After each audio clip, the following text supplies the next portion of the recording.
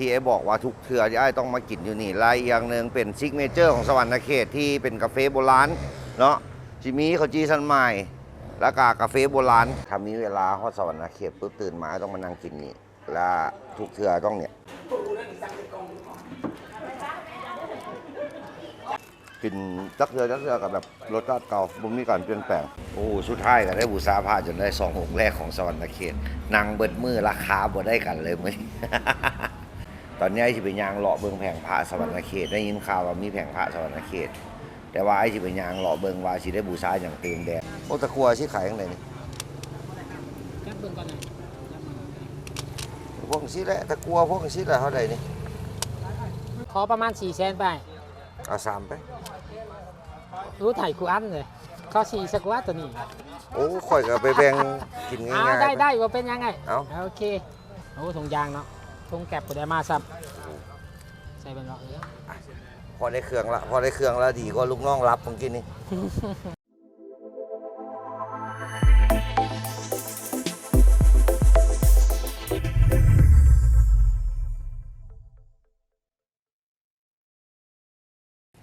สบายดีหลังจากไปปากซองทัวใต้ปากเสตอนนี้เดินทางถึงสวรรค์เขตแล้วเดี๋ยวไอ้สิพามากินอาหารอยู่สวรรค์เขตแล้วก็เป็นทริปที่บูชาพระเครื่องอยู่ที่สวรรค์เขตที่สำคัญเลยซิกเนเจอร์อยู่เนี่ยสิมีข้าวจีสันใหม่เป็นลักของอันกาแฟโบราณเนาะแล้วก็การบูชาพระเครื่องที่ไอ้มีดิวอยู่สวรรค์เขต2-3 ดิวที่จบแบบใดเดี๋ยวท่าเบิ่งกันไป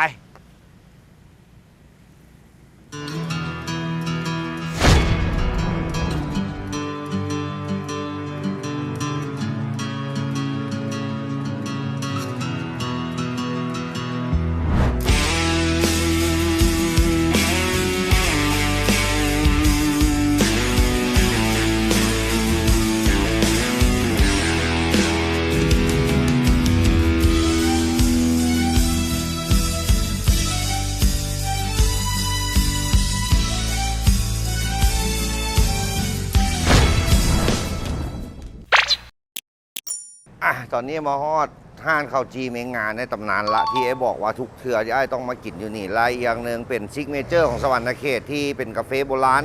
เนาะจิมีข้าวจีสันใหม่แล้วก็กาแฟโบราณเดี๋ยวฮอดห้านแล้วเดี๋ยวไอ้พาไปกินว่าจิมีเมนูอย่างเดียวที่เด็ดๆละไอ้กินประจำเดี๋ยวไอ้พาไปกินไปหน้าของไอ้ขอกาแฟนมขอกาแฟนมห้อนข้าวจีสันใหม่หมูไอ้นี่เอาอย่างหมูชีงัว1หมูซีงัว1หมูซี ทุกเศร้าถ้ามีเวลาฮอดสวรรค์เขตปุ๊บตื่นมาต้องมานั่งกินนี่แล้วทุกเทือต้องเนี่ยกาแฟโบราณเพราะว่าอยู่บ้านได้ให้บุญมิวสิตได้ที่ไปกินเลยเพราะว่าอย่างแถวบ้านได้เขาไปเขาขายได้เศร้าให้เป็นคนที่ตื่น11 โมงไปไกลมาต้องมาลองมึงให้ได้แล้วเดี๋ยวไอ้พาต้องปรุงก่อนสไตล์ไอ้ก่อนต้องปรุงก่อน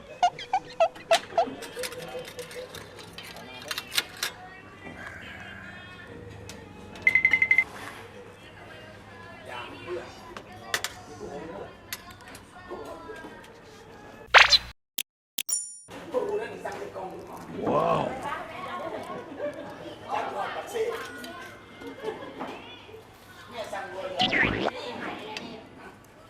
กินจักเทือกับแบบรสชาติเก่าบ่มีการเปลี่ยนแปลงอยู่ที่ไอ้ปรุงเพราะว่าเป็นคนที่กินรสจัดไอ้บอกแล้วเป็นคนที่กินรสจัดแล้วท่านมาอยู่เนี่ยอาม่าสวยไม่ได้กินละเพราะไอ้เคยที่ซื้อไปฝากเมียไอ้อยู่ยังจันแต่ละเทือบ่เคยมีร้องเบิ่งเมื่อเนี่ยสิมีบอกจะไอ้สิร้องถามมึงได้สิเหลือบ่ไอ้น่ะสั้นไม้เหลือบ่ไอ้เจ้าใส่ถุงไงเด้อสั้นใหม่แล้วล่ะสั้นใหม่แล้วล่ะเดี๋ยวเอาเมื่อเวียง จากก้อนหนึ่งมีเอาจากชาวก้อนก็ได้ชาวโอ้โคตรโชคดีเลยที่เอานี่เหลือบอกแล้วว่าเป็นคนหาครอบครัวมีอย่างไรกินที่บ้านกันหมู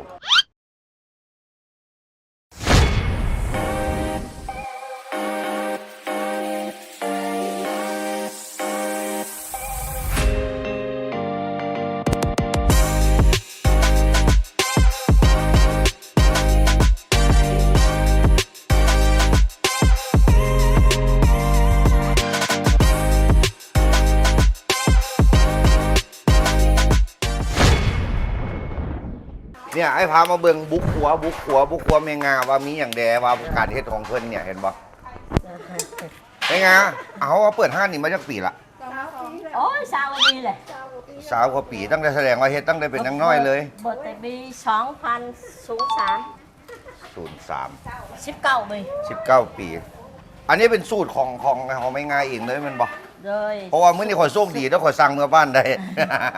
สุกได้มาแต่เวียดนามเลย แม่นบ่ บนอยู่เวียดนามก็ฮอนบ่แหนท่านจะมือเบียดแค่สั่งแต่จะว่าบ่แหน แม่นบ่ อืมโอ้แล้วมีอันนี้เป็นขั้วกับมีเนาะ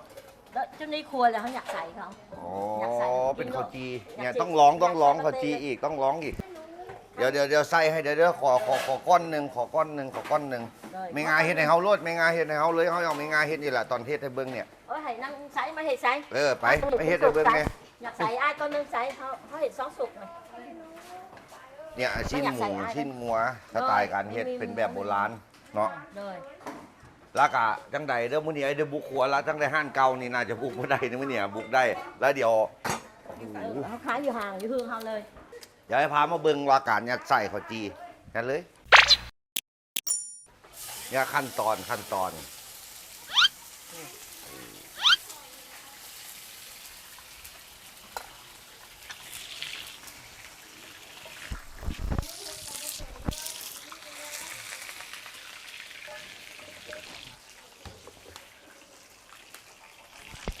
ตายยายต้องลองโอ้โหไฟลุกปื๊บเลยได้ฟิลต้องแบบนี้บ่นี่ ไม้ผมข่อยมั้ มา ผมข่อยใหม่มั้ มา อันนี้เขาห้องไม่อย่างข้าวจีไม่งา เลย ข้าวจียัดไส้ ซ้ อันนี้ข้าวจียัดไส้เด้อเนี่ย ำคือแบบเมื่อกี้ ปกติไอ้หมาเนี่ยไอ้สิกินแต่ข้าวจีทันใหม่เอาบุเคยได้อันนี้เถื่อเอามา อยากใส่คือจีบะเต้เขาเด้อยากใส่ตัวนี้เราเอาตัวนี้อยากใส่บ่มีบะเต้ใส่แต่งัวกับ ก็เป็นงัวก็ข้าวจี เลยซิมลองเบิ้ง ได้ได้บอกให้ข้าวจีแบบเนี้ยเดี๋ยวเนี้ยตอนหลายหาไม่ค่อยเห็นละ เลย ข้าวจีมันห้อนแบบเนี้ย เลย ไกลมาต้องมาลองเด้อเจ้าไอ้คอนเฟิร์มว่าสุดยอดขอบใจเป็นงานเด้อเจ้า โอ้ยต่างประเทศเขาก็มากินแล้วเขาบอกเขาจี้แสบที่นึงเขาโหลดแล้วอ่ะ เรียบร้อยละกินเรียบร้อยละเดี๋ยวจังหน่อยอีกเขาห้องว่าไม่อย่างว่าต้องอีกอย่างหนึ่งต้องเป็นรุ่นกันว่าไอ้สิได้บูชาพระกลับบ้านจากองค์มือนี้เดี๋ยวสิเบิ้ลเงินเท่าไหร่อีกถ้าเบิ้งเด้อเจ้าเดี๋ยวให้พาไปเบิ้งกัน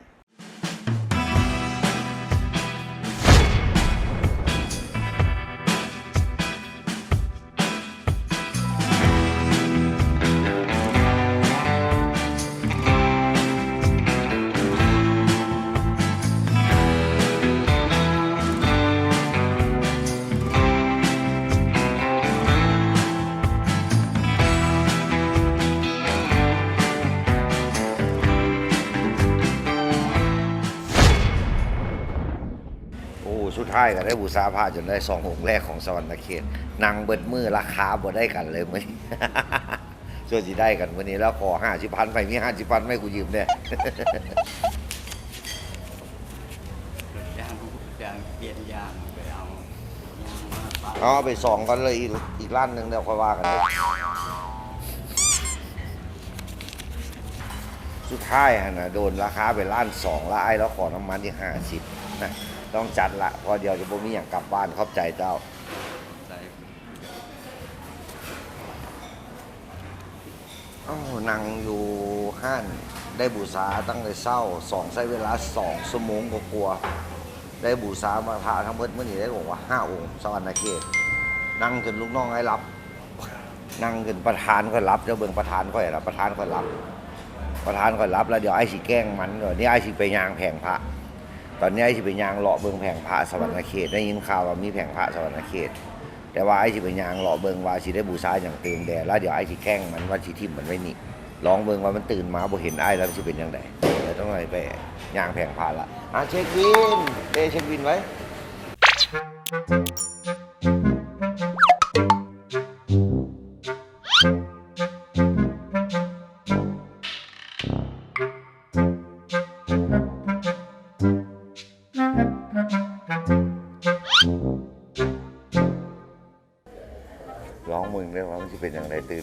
ห็นได้ครับเบิ่งเงา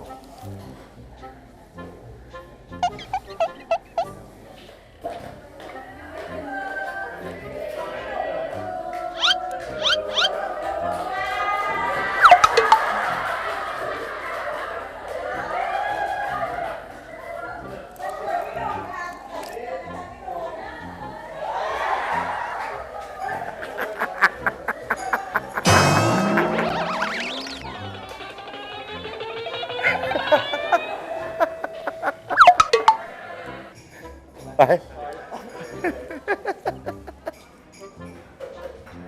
ขอบใจแล้วน้องเด้อ เดี๋ยวไปเบิ่ง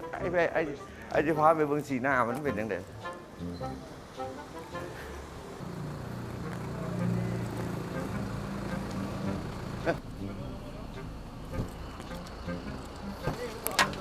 เฮ้ยยังไงฮะ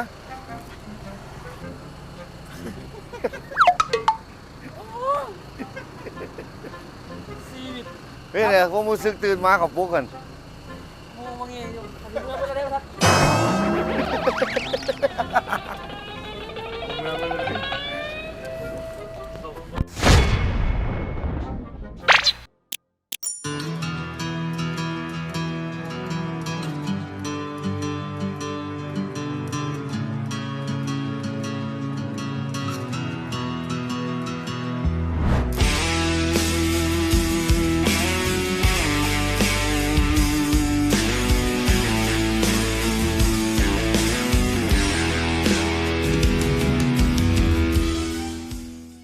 ตื้อป่ะเท่าไหร่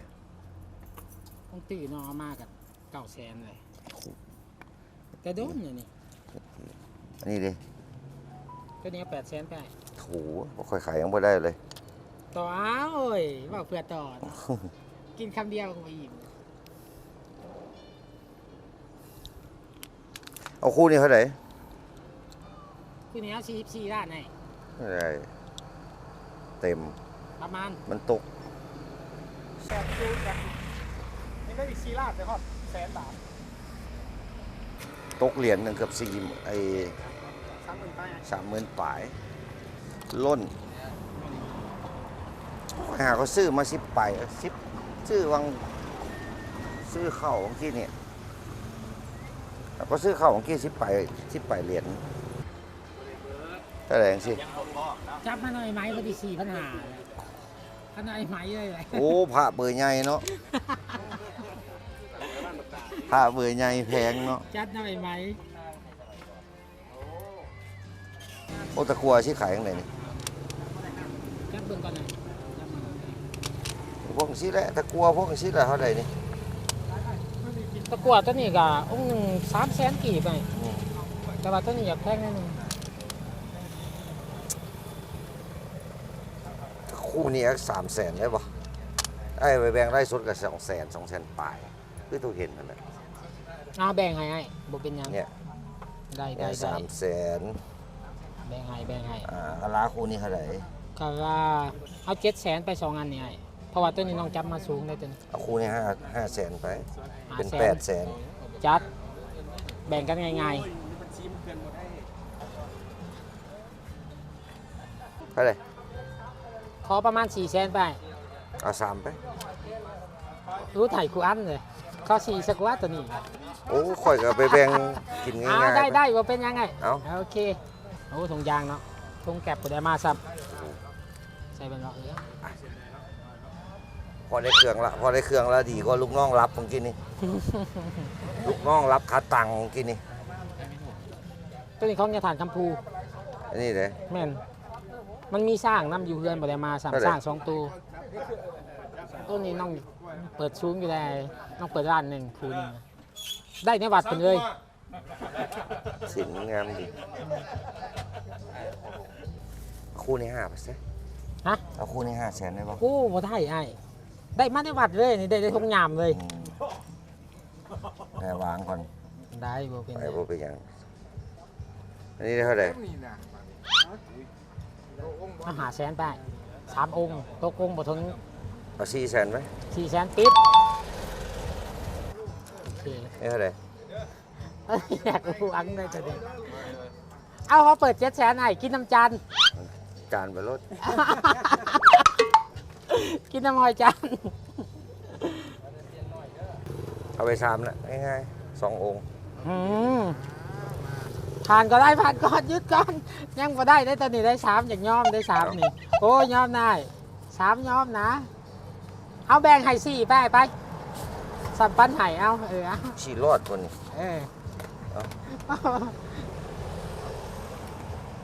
จะดูเอายังไงจุก เก่งอะเด้อจัดแววทั้งนี้นะ วางเลยอะไรโอ้ย200,000เลยได้แล้วได้ยอมเลยต่อก็ได้ 300,000ไปน้อง ได้แค่นั้นอีหลี 200,000ไป ขายยากครับพวกนี้ อันนี้ดิ เท่าไหร่ เส้น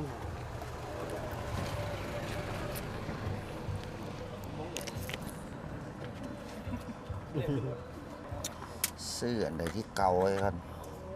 เก่าแล้ว อันเนี้ย300,000ไปได้ไง เอามัน เอาฝากเลย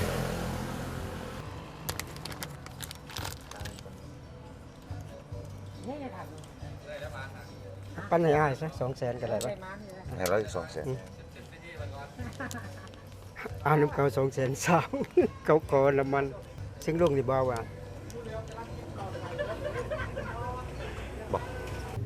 แม่อะไรเนาะหลากหลาย หมอทำได้ประวัติจะไป ไปกับบ้านแล้ว บ่คือตะกาวลูกพี่เอ้ยคุมือนี่ไฟกะหับเข่ามัดมันยากเครื่องอึด กะมันไผ่ต่อได้ไผ่ไปต่อยอดได้ แม่น อากาศเท่าไหร่นี่ล้านนี่ ตัวนี้บ่เปิดไว้อยู่25 ว่าใช้ได้เท่าไหร่ตรงนี้